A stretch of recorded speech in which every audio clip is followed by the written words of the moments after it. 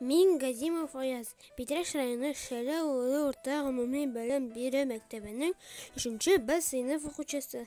Мин үзебезнең мәктәбебез белән сезне таныштырырга телим. Рәхим итегез.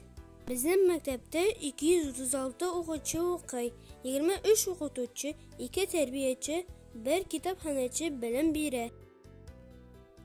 Шәһәр мәктәбендә бик күп танылган кешеләр үз хезмәтен күрсәткән. Шулар арасында Зәйтүнә Мәгълүдова да бар. Аның истәлегенә мәктәптә мемориаль такта да куелган. Әлеге көндә безнең мәктәптә Татарстан варислары берләшмәсе, Юл хәрәкәте яшь инспекторлар оешмасы, Юнармия оешмасы эшли. Шулай ук без теләп төрле акцияләрдә катнашабыз. Мәктәптә «Точка роста» программасы буенча төрле түгәрәкләр алып барыла.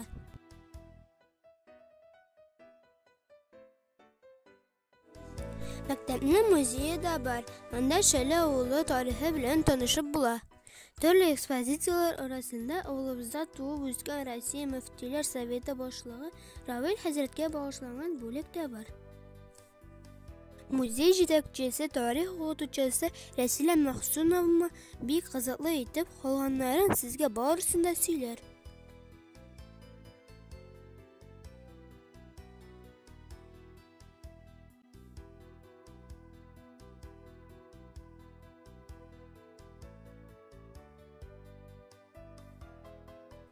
Мәктәптә балаларның кул эшелмәләре дә саклана.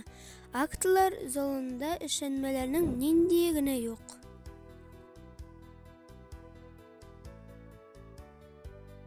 Шәле мәктәбе укучыларының тәнәфесне кызыклы һәм файдалы итеп уздыру мөмкинлеге дә бар. Безнең мәктәп бик зур һәм матур. Барысын да сөйләп бетереп булмый.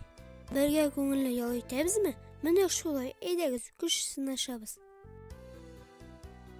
Сезне үзебездә көтеп калабыз.